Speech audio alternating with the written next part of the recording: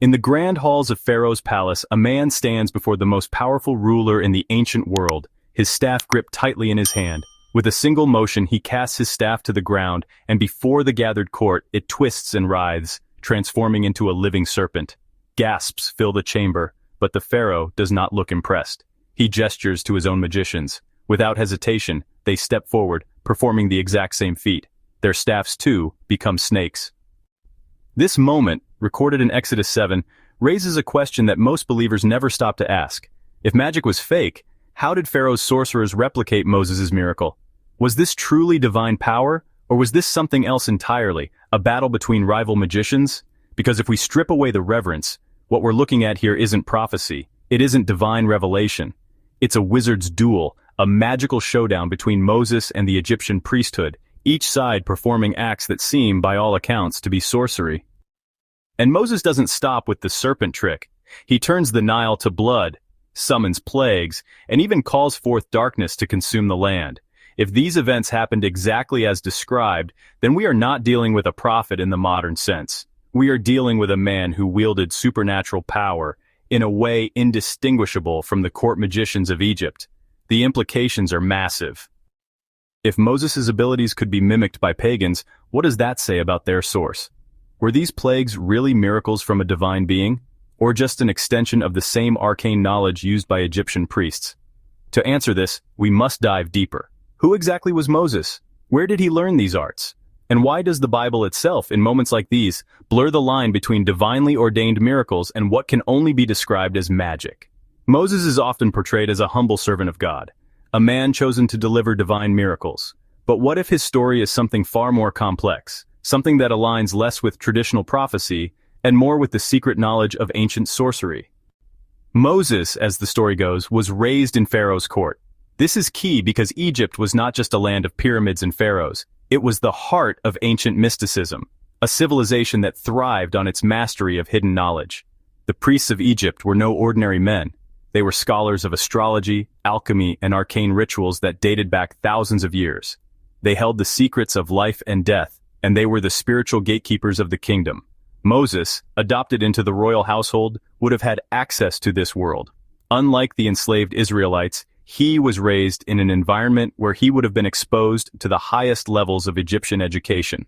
This wasn't just literacy and mathematics. This was an elite class of knowledge that included sacred rites, the invocation of divine forces, and the manipulation of nature through ritualistic means. Is it any wonder, then, that when Moses is first introduced as a miracle worker, he performs an act that mirrors Egyptian sorcery? He throws his staff on the ground, and it becomes a serpent. But Pharaoh's magicians do the exact same thing, proving that this was no unique act of divine intervention. It was a practiced and known form of magic within Egypt. And here's where it gets even more interesting. Moses doesn't just stop at this trick. The plagues he unleashes upon Egypt also bear a striking resemblance to Egyptian magical practices. Turning the Nile to blood, this is something that aligns with Egyptian rituals concerning the manipulation of water, particularly those associated with Sekhmet, the goddess of plague and destruction. The summoning of frogs. Frogs were sacred to Hecate, the goddess of fertility, and invoking them was within the scope of Egyptian magical arts. Darkness covering the land, an event that mimics the solar eclipses and darkening spells of Egyptian high priests. If Moses was simply channeling divine power, why did everything he do align so neatly with the very forms of magic that Egyptian priests understood and practiced? There's another detail that raises even more suspicion. When the plagues begin, Pharaoh's sorcerers are able to replicate them at first. They turn water to blood. They summon frogs. But eventually, they reach a limit. They cannot produce gnats, and at that point, they acknowledge that this is the finger of God, Exodus 8:19. This raises yet another question. If they were able to copy some of Moses' miracles, were they tapping into the same supernatural force? Was this a case of two rival magic systems competing, with Moses simply having access to a more potent version? And what does this mean for the nature of his power? If Moses' miracles were completely unique, the Egyptian sorcerers should have been left helpless from the beginning, but they weren't. They matched him for several rounds before finally admitting defeat.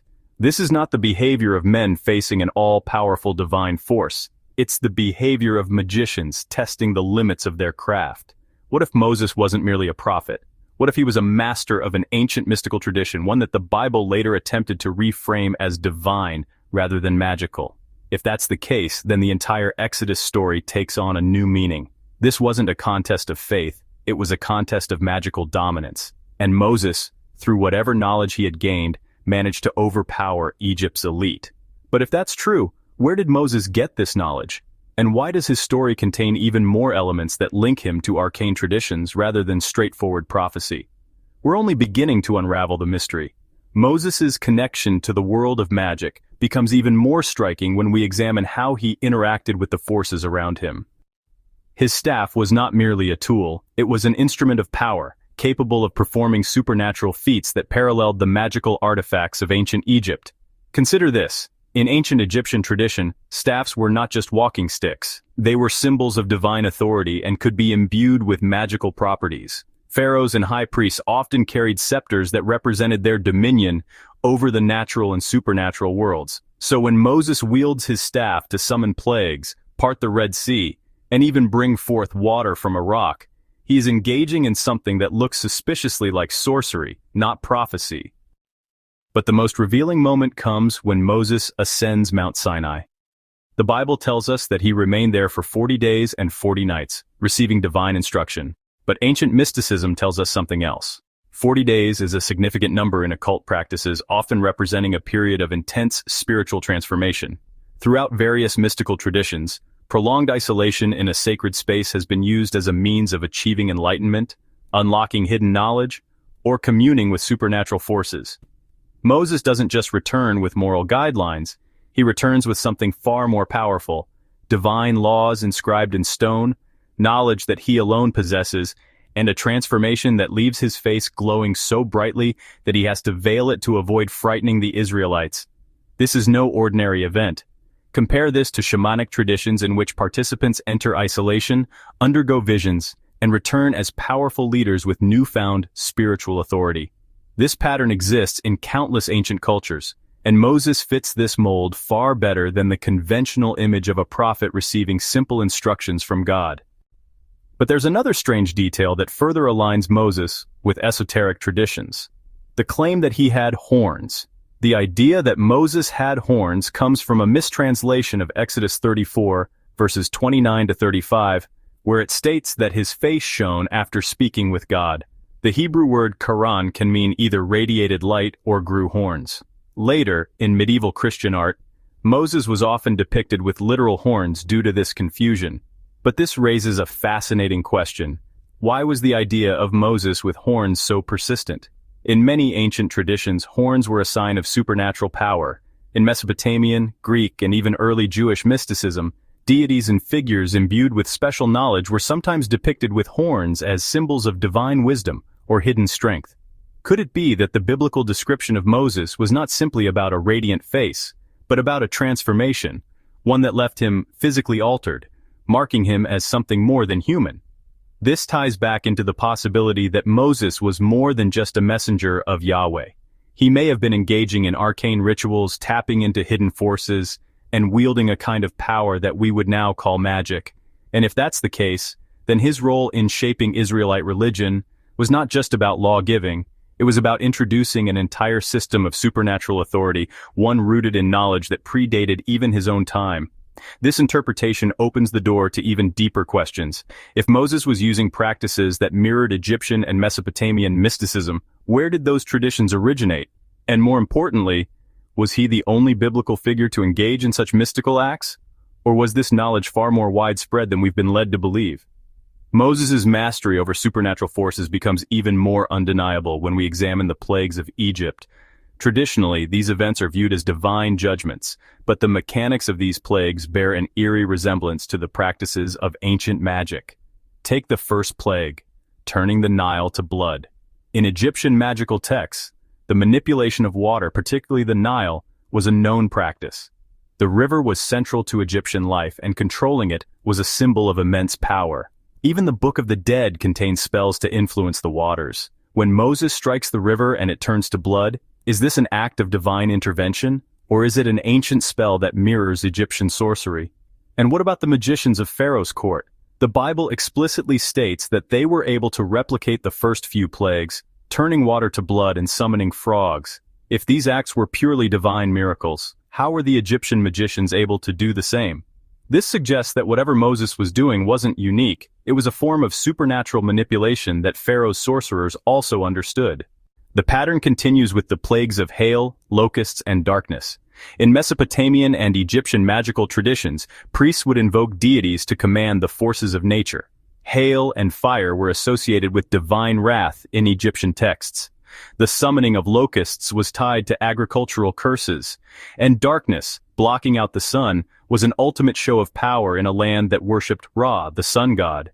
What Moses does in these plagues is not just about demonstrating divine authority, it's about showing that his supernatural power exceeds that of Egypt's own magicians.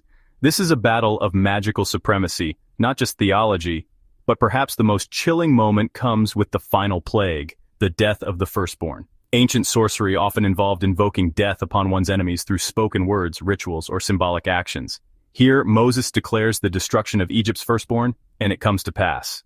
But notice how the Israelite households are spared, through an apotropaic ritual, a form of magic meant to ward off evil. The smearing of lamb's blood on doorposts is a classic protective charm, something commonly found in ancient pagan magic. If Moses were acting purely under divine command, why does he need to instruct his people in a magical protection ritual? Why does this event resemble protective spells found in Babylonian and Egyptian texts? The answer may be unsettling. Moses was using techniques that had existed long before him, not as a divine prophet but as a practitioner of supernatural arts. And if Moses' role in Egypt was this deeply intertwined with magical practices, then what does that say about his parting of the Red Sea? The Bible describes it as the wind driving the waters apart, but in many ancient cultures, magicians were believed to control the elements. There are Egyptian spells that reference the parting of waters, a motif that appears in Babylonian and Ugaritic texts as well. Moses then was not just a prophet, he was a master of the unseen forces, wielding power in ways that had been practiced for centuries before him. His acts fit perfectly within the framework of an ancient magician, using rituals, spoken words, and dramatic demonstrations to control both nature and human destiny. But there's more. His connection to magic doesn't end with Egypt. It follows him into the wilderness, where his staff continues to serve as an instrument of power, where water is drawn from rocks, and where his authority is continually reinforced through acts that blur the line between miracle and sorcery. The deeper we go into Moses' story, the harder it becomes to separate his actions from those of ancient sorcerers. And as we continue, we have to ask, was Moses truly a prophet of God, or was he a wielder of forces that predated even the God he claimed to serve? The story of Moses does not end with his dramatic escape from Egypt. In fact, his use of supernatural power only intensifies as he leads the Israelites through the wilderness. The miracles he performs, bringing forth water from a rock, summoning food from heaven, and shaping the laws of a new nation, bear an uncanny resemblance to the works of ancient sorcerers, prophets, and occult figures. One of the clearest examples of this is the episode at Mount Sinai. Traditionally seen as a divine encounter, this event has all the elements of an ancient shamanic vision quest.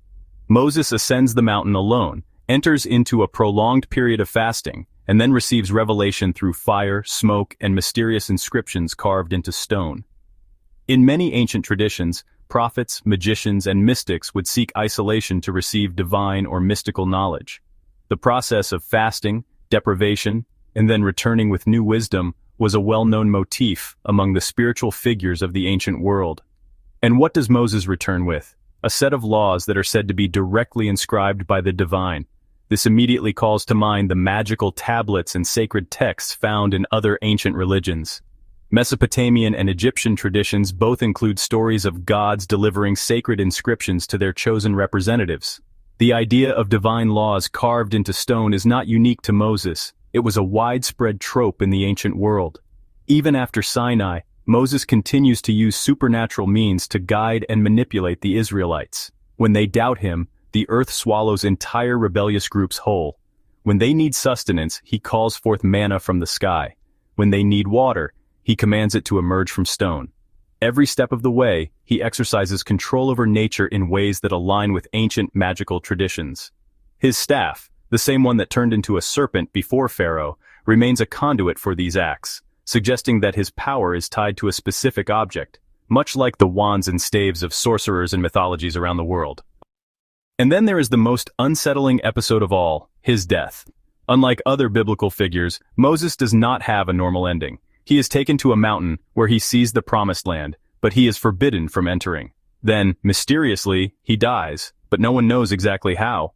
Even more bizarre, his body is never recovered. Later, Jewish and Christian traditions suggest that his body was taken by supernatural forces, and there are even accounts of the archangel Michael disputing with Satan over Moses' remains. Why would there be such a strange conclusion to his story? Why would his body be hidden? In many ancient traditions, the bodies of powerful magicians, prophets, and divine figures were either concealed, destroyed, or transformed to prevent their power from lingering. Some myths suggest that certain figures never truly die but ascend into the spiritual realm, much like Enoch or Elijah. Was Moses among them? Was his power too great to be left in the hands of mere mortals? Or did his transformation into something beyond human mean that he could not simply fade into history like an ordinary leader? Moses' story is filled with supernatural events, but when we strip away the religious interpretation, what remains is a figure who operates exactly like a magician, sorcerer, or mystic. From his Egyptian upbringing, where he would have been exposed to the highest levels of mystical knowledge, to his later years as a leader who wielded power through spoken words, sacred objects, and divine encounters, Moses stands as one of the most enigmatic figures in ancient history. Was he truly a prophet, or was he the ultimate wielder of ancient magic? The answer may depend on how one defines the difference between miracle and sorcery, between divine authority and supernatural power. But one thing is clear. Moses was far more than just a biblical patriarch. He was a man who commanded forces beyond the ordinary, shaping history through his mastery of the unknown. Even after Moses' death, his influence over supernatural traditions continued to shape religious thought. The biblical text states that no prophet like Moses ever arose again in Israel, emphasizing his unique connection to divine power. But was his legacy one of a prophet, or something closer to an ancient sorcerer king? The way Moses' powers are described aligns closely with the magic traditions of the time. In many ancient cultures, powerful leaders were believed to wield divine or mystical authority, and their relics or places of burial became sites of supernatural significance. But Moses' body was never found, adding to the mystery surrounding his death. This disappearance mirrors the legends of other powerful figures whose bodies were hidden or transported to another realm. Could it be that Moses, much like ancient mystics and magicians, was believed to transcend ordinary mortality? The connection between Moses and magic did not go unnoticed in later religious traditions. Early Christian and Jewish texts, as well as Islamic traditions, discuss Moses' miracles, but sometimes in ways that blur the line between divine intervention and arcane mastery. The Islamic account in the Quran, for example, presents Moses in direct competition with Egyptian sorcerers, much like a master magician defeating his rivals. In some interpretations, his staff, an object that transforms, summons, and commands, is likened to the wands and relics used in other magical traditions. But perhaps the most striking continuation of Moses' magical reputation comes from the mystical Jewish tradition of Kabbalah. In Kabbalistic thought, Moses is seen as a master of divine names, secret knowledge, and hidden wisdom. Some texts even suggest that he received esoteric teachings that were passed down through hidden traditions. This mirrors the way ancient mystery schools preserved their most powerful magical knowledge, restricting it to those deemed worthy. And then there is the ultimate question. If Moses was a magician, did he understand his own power in the same way modern religious followers see it? Or was he part of an older, lost tradition where divine and magical forces were one and the same? The biblical text doesn't provide a clear answer, but what it does reveal is a man who performed supernatural feats, wielded artifacts of power, and commanded nature itself. Perhaps the real story of Moses isn't that of a simple prophet delivering laws, but of a figure standing at the intersection of religion and magic, a remnant of an age where power was understood not through theology alone but through mastery of the unseen. And if that's true, then the legacy of Moses may be something far older and more mysterious than we have ever realized. If Moses' story is more akin to that of a sorcerer rather than a prophet, what does that say about the origins of biblical authority? The Bible presents Moses as the greatest prophet of Israel, but when we break down the details of his story, we see undeniable parallels to figures who wielded power through magic, not divine revelation. Consider the cultural context. Ancient Egypt, Mesopotamia, and Canaan were full of individuals who claimed divine insight, wielding staffs, performing wonders, and using sacred knowledge to bend reality to their will. Pharaohs were seen as gods in human form, and their high priests engaged in complex rituals meant to manipulate supernatural forces. Even outside of Egypt, we find stories of figures like Zoroaster, who commanded fire, and Babylonian priests, who interpreted dreams to alter the course of history. In this world, Moses was not an anomaly. He was part of an ongoing tradition of mystical rulers, prophets, and priests who wielded supernatural power. Moses, however, is presented as unique because his power comes directly from Yahweh. But was this merely a theological justification to elevate his status? If we strip away the divine framing, we are left with a man who performed magic, carried a powerful relic, his staff, and practiced ritualistic acts to channel supernatural forces. This is indistinguishable from the work of high priests and magicians across ancient civilizations. Even the way Moses learns to wield his power is suspect. He doesn't instantly command the miracles we associate with him.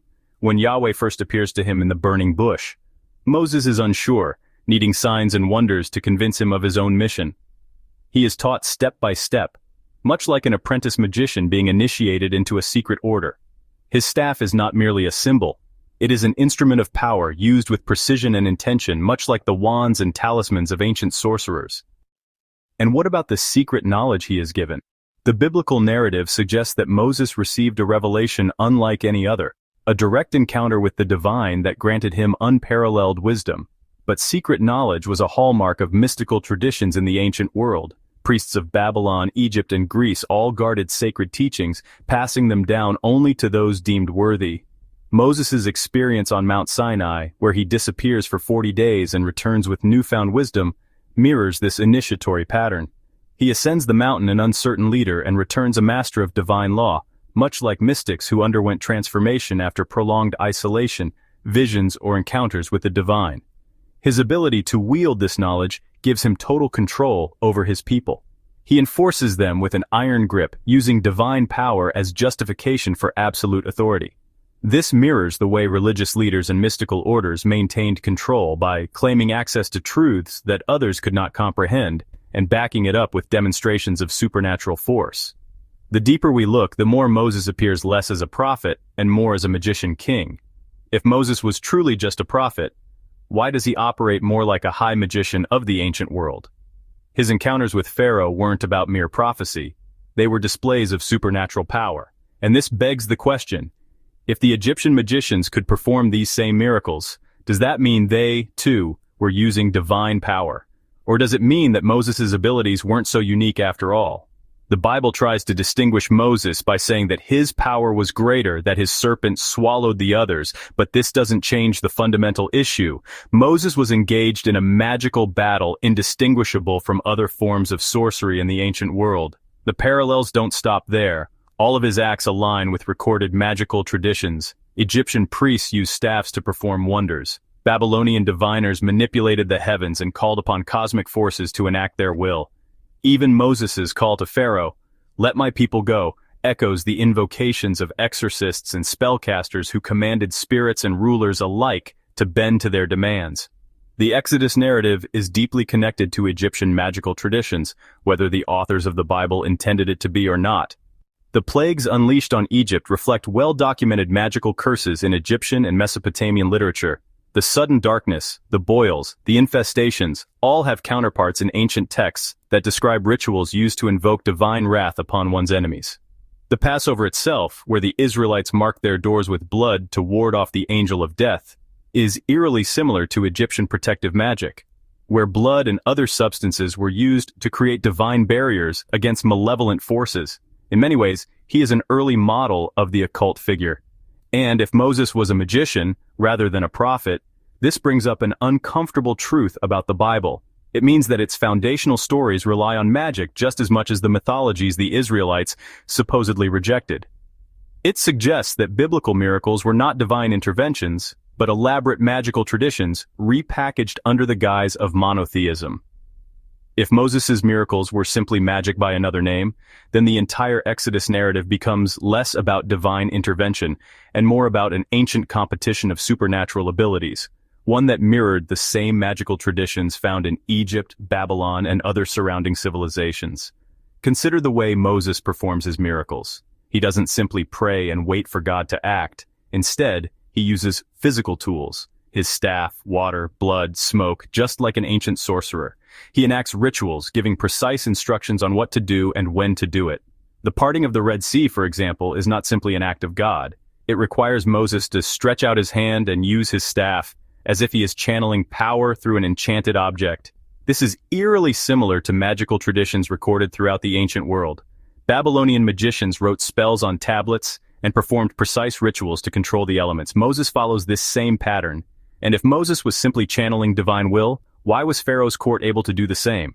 If the miracles were unique to the God of Israel, then the magicians of Egypt should not have been able to replicate them. But they did. The Bible itself acknowledges that the Egyptian priests had access to the same kinds of supernatural power. The idea of Moses as a magician also aligns with broader themes found in the Old Testament. Many biblical figures engage in practices that today would be classified as occultism. Joseph interprets dreams, a practice shared by Mesopotamian diviners.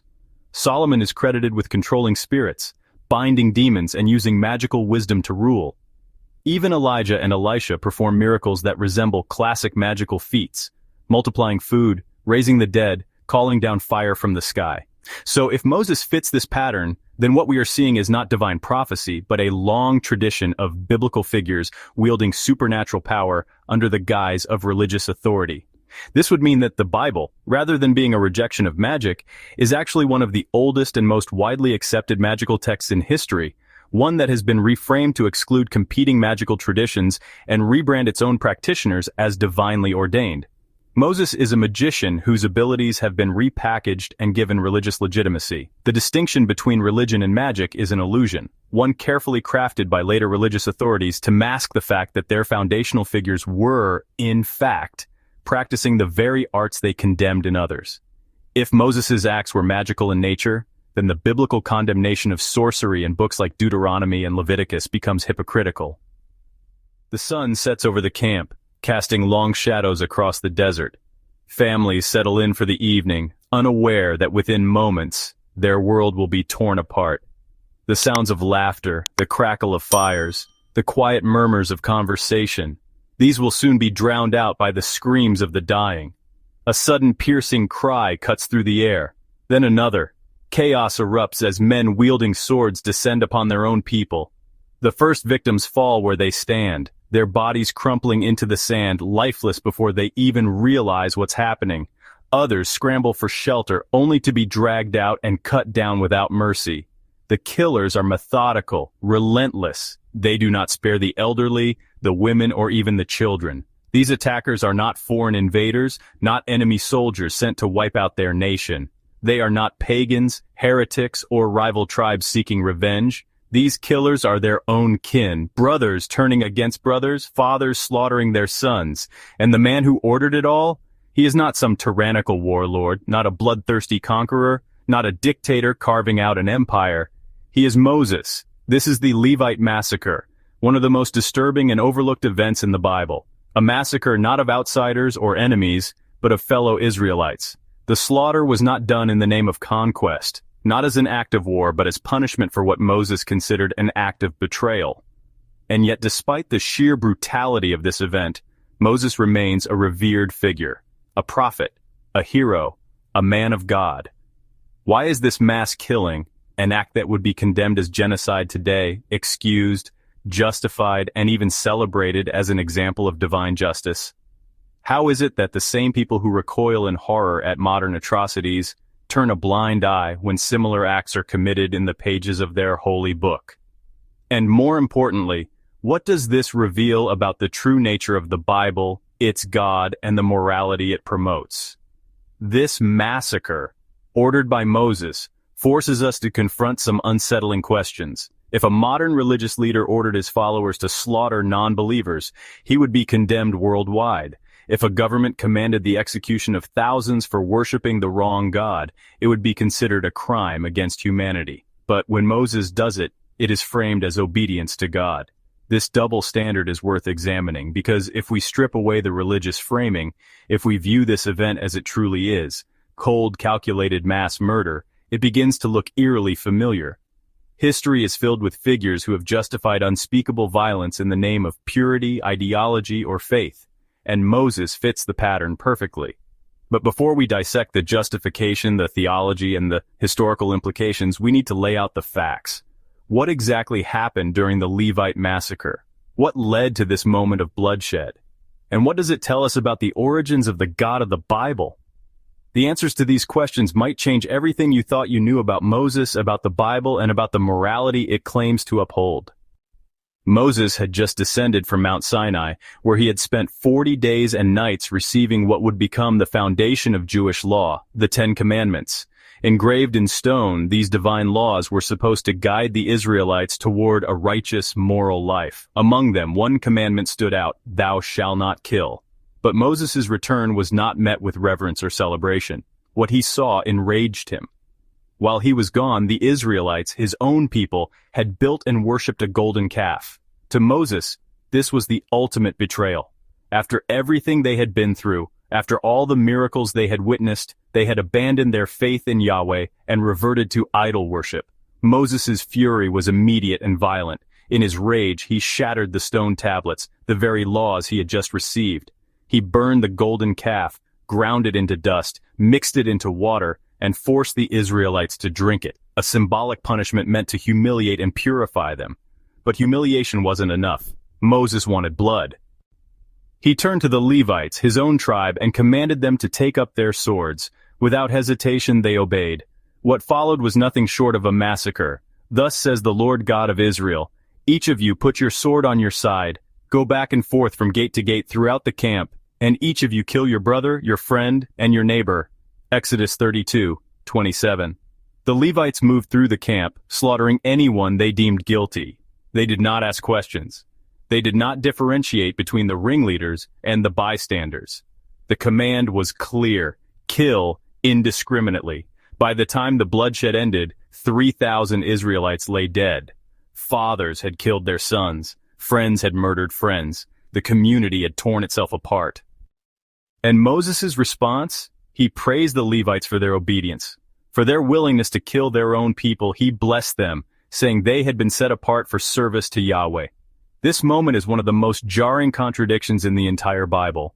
The same Moses who had just received the commandment, "Thou shalt not kill," had now ordered the execution of thousands. The same God who had supposedly delivered his people from slavery had now demanded their extermination.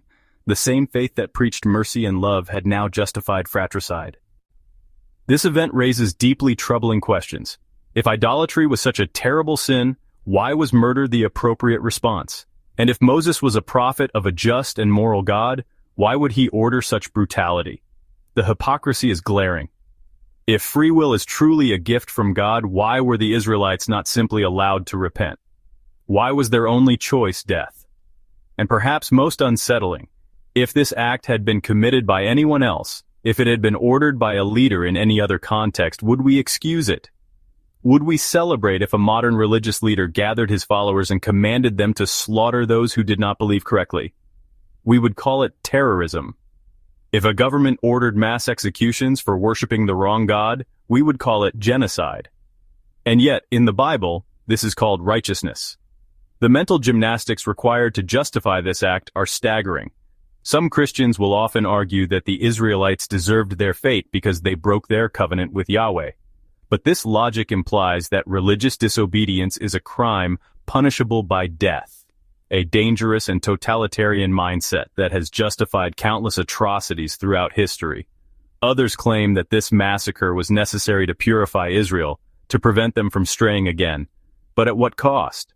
The Levites didn't just kill guilty individuals, they slaughtered their own brothers, friends, and neighbors. This was not a simple act of discipline, this was a purge. A religious cleansing. If this is divine justice, then what separates Yahweh from the vengeful, bloodthirsty gods of other ancient religions? What makes Moses different from the warlords of his time? And why should we accept this as a moral example? The Levite massacre was more than just a punishment for idolatry. It was a turning point. This was the moment that solidified Moses' authority.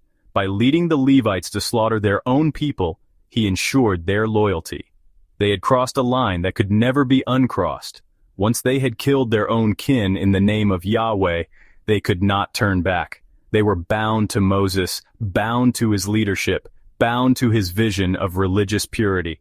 The Levites, from that moment forward, became the priestly class of Israel. They were rewarded for their violence with power, granted control over religious law and rituals. Their willingness to kill on command was seen not as a moral failing, but as proof of their devotion. And the rest of Israel? They learned a valuable lesson. Obedience was not optional. Questioning authority, stepping out of line, worshiping the wrong god, or even hesitating in faith could mean death. The Levite massacre was a warning, a clear and bloody message that Yahweh's laws were to be followed without question. But this event was not an isolated incident. This was just the beginning of a long pattern of religious violence in the Bible. And as we will see, the God of Moses was not unique. He was not a radical departure from the warlike deities of the ancient world. He was molded in their image. Before the Israelites called Yahweh their one true God, before Moses led his people through the wilderness, and long before the Levite massacre became part of biblical history, the region of Canaan was teeming with gods. Gods of war, gods of storms, gods of fertility, and gods who demanded blood. Yahweh was not born in a vacuum. He was one of many. And his evolution into the sole deity of Israel is a story of war, conquest, and brutal divine justice. To understand the massacre Moses commanded, we have to place it in its proper historical and religious context. The God of the Old Testament did not emerge from a tradition of peace and morality. He emerged from a world where gods were warlords, where devotion was proven through sacrifice, and where power was established through bloodshed. Before Yahweh was worshipped as the singular God of Israel, he was likely a regional deity, one among many worshipped by the early Semitic tribes. Scholars point to evidence that Yahweh was originally a warrior god, much like the Canaanite Baal, the Moabite Chemosh, and the Ammonite Molech. These deities all had one thing in common. They were associated with violence, conquest, and destruction. Baal, the storm god, was seen as a divine warrior who defeated the forces of chaos. Chemosh, the god of Moab, was worshipped through war and human sacrifice. Molech, perhaps the most infamous of them all, demanded that children be burned as offerings in his name. And then there was Yahweh. Early inscriptions in biblical texts suggest that Yahweh was originally a god of storms and war, much like Baal. In fact, some evidence suggests that Yahweh may have originally been worshipped as a consort to the Canaanite goddess Asherah, but later traditions erased this association in favor of strict monotheism. The Yahweh of Moses' time was not a gentle God of love and forgiveness. He was a God of wrath, a deity who rewarded obedience with protection and punished defiance with destruction. The Levite massacre fits perfectly within this ancient religious framework. Gods of this era demanded proof of loyalty, often in blood, and Yahweh, as depicted in the Old Testament, was no different. The slaughter of the Israelites who worshipped the golden calf was not just an act of punishment. It was an act of devotion, a ritualistic blood offering to cement Yahweh's dominance over his people. This was not the first time nor the last that Yahweh would demand mass killings. Throughout the Old Testament, we see similar patterns. When Joshua led the Israelites into Canaan, Yahweh commanded him to slaughter entire cities, men, women, children, even animals, to purify the land. When Saul failed to completely wipe out the Amalekites, Yahweh rejected him as king. His crime? Not being thorough enough in genocide. When Israel turned away from Yahweh,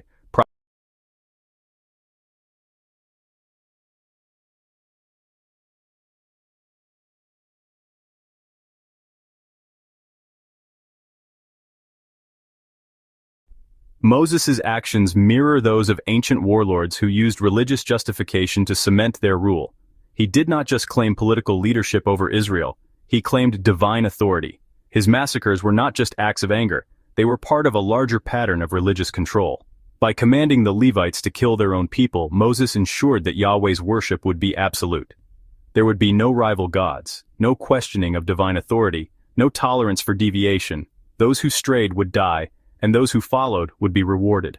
This is not the behavior of a benevolent deity.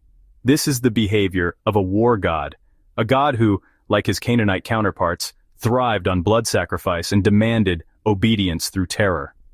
One of the greatest arguments for biblical faith is that Yahweh is unique, that he is different from the pagan gods who demanded violence and cruelty. But when we look at the evidence, when we compare Yahweh to the deities of the time, we see the truth. Yahweh was not different. He was not an exception. He was part of the same brutal religious tradition that justified war, massacre, and blood sacrifice. If Yahweh were truly a moral God, if he were truly above the violent, primitive deities of the past, then why do his actions mirror theirs so closely? Why does he command the same purges, the same genocides, the same violent retribution? And more importantly, if people today reject Baal, Molech, and Chemosh as cruel and barbaric, then why do they worship Yahweh? Moses was not just a prophet, he was a warlord, a leader who used divine authority to justify mass murder. And Yahweh was not just a god, he was a relic of a time when faith was built on fear, when devotion was proven through blood, and when religious leaders held power through violence. The Levite massacre was not an anomaly. It was part of a pattern that stretches throughout the Bible, throughout history, and into the very foundations of religious control. And it raises a question that many are too afraid to ask. If the God of the Bible is no different from the war gods of the ancient world, then what does that say about the faith that worships him? History is filled with men who committed mass murder in the name of ideology, power, or religious purity. Leaders like Hitler, Stalin, and Pol Pot are universally condemned for their atrocities, their ruthless purges, and their ability to manipulate people into committing heinous acts. But when Moses does the same thing, ordering the slaughter of thousands under the pretense of divine command, he is revered as a prophet, a hero of faith, and a righteous leader. Why the double standard? Why do people recoil in horror at the mention of Hitler's genocide but see Moses' massacres as justified acts of divine justice? Why is religious violence in the past excused, while similar acts today are met with universal condemnation? This is where the psychology of religious violence comes into play, the terrifying power of divine justification, and the reality that Moses' actions were no different from those of the most infamous killers in human history. Throughout history, some of the most brutal massacres were justified through religious belief. When a leader convinces his followers that the killings they commit are righteous, that their victims are wicked, and that they are carrying out the will of a higher power, the usual barriers to violence disappear. Moses did not simply order a massacre. He framed it as an act of divine purification. The Levites, his personal enforcers, were convinced that they were doing God's work. And once that idea takes hold, there are no limits to the horrors people will commit. Compare this to modern atrocities. Hitler's Holocaust was framed as a mission to purify the world, targeting those deemed enemies of the state. Stalin's purges were justified as necessary for ideological purity, branding dissenters as threats to the revolution. The Jonestown Massacre happened because Jim Jones convinced his followers that their mass suicide was an act of faith, necessary to escape their enemies. Islamic extremist groups justify mass killings through religious doctrine, believing their violence is divinely sanctioned. Moses' massacre fits neatly into this pattern. He instilled the belief that those who worshipped the golden calf were corrupt, deserving of death. The Levites carried out the killings with zeal, believing they were purifying Israel. This is how religious violence works. It turns murder into a moral act. If a modern religious leader ordered his followers to slaughter thousands in the name of faith, he would be called a terrorist. If a politician did it, he would be called a dictator. If a cult leader did it, he would be called insane. But because it's Moses, it's righteous. Why do people worship a man who, by today's standards, would be viewed as a religious extremist, a war criminal, and a dictator? The answer is simple: indoctrination and historical distance. People grow up hearing stories of Moses as a hero, a lawgiver, a man of God. His actions are framed as necessary, righteous, even merciful. By the time they are old enough to question, the belief is already deeply ingrained. But when you strip away the religious framing, when you remove the divine justification, Moses' actions become clear for what they truly are: acts of mass murder carried out in the name of power. Imagine for a moment that Moses lived today in the modern world. Imagine that a self-proclaimed prophet claiming divine authority ordered his most devoted followers to massacre 3,000 people because they worshipped differently. How would the world react? Would he be seen as righteous? Or would he be hunted down as a terrorist, a criminal, a genocidal madman? The truth is, the same people who defend Moses would condemn anyone who followed in his footsteps today. They would call his actions evil, monstrous, unjustifiable, but Because Moses is an ancient figure wrapped in the language of Scripture, people accept what they would never tolerate in the present. This is the danger of religious double standards. It allows atrocities to be excused when they are framed in the right context. It turns mass murder into a holy act. It allows people to worship a man who, if he lived today, would be one of history's most notorious killers. Moses' massacre was not just about punishment, it was about control. Like all cult leaders, he needed absolute obedience. The Levite massacre was a message to his followers: defy me, and you die. This is the same strategy used by history's worst tyrants. Kill a portion of the population and the rest will fall in line. Instill fear, and no one will dare question your authority. Moses was not a gentle prophet. He was a ruler who solidified his power through terror, just like the dictators and warlords who came after him. And yet, people still believe he was chosen by God. The Levite massacre is not just an ancient story. It is a warning. It shows how easily faith can be used to justify the unjustifiable. It exposes the danger of elevating religious figures beyond moral scrutiny. And it forces an uncomfortable question: if we reject genocide today, why do we accept it in the Bible? If Moses' actions were moral, then morality itself has no meaning. If his massacre was righteous, then righteousness is just a word for religious violence. And if we wouldn't accept a modern leader who behaved like Moses, then why do billions still worship him? Religious history is full of events that, when examined without the lens of faith, reveal unsettling patterns of control, violence, and manipulation. The Levite massacre was not an isolated event. It was part of a much larger trend within the Bible, one where mass killings were justified as divine will, where genocide was framed as obedience, and where leaders like Moses operated in ways eerily similar to the cult figures and tyrants of later history. If you enjoy our content, we'd love your support. By joining one of our channel memberships, you help us continue creating videos like this one while gaining access to some amazing perks. As a member, you'll unlock exclusive content available only to supporters, earn loyalty badges to show off in comments and live chats, and enjoy priority responses to your comments, shoutouts, and more. The best part? Memberships start at just $2.99 a month, less than a cup of coffee. Even small contributions make a big difference for the PJ Bible TV team in covering production costs and delivering the content you love. And if you're not ready to become a channel member today but still want to support us, there are other ways to help. Engaging with our videos is a tremendous way to show your support.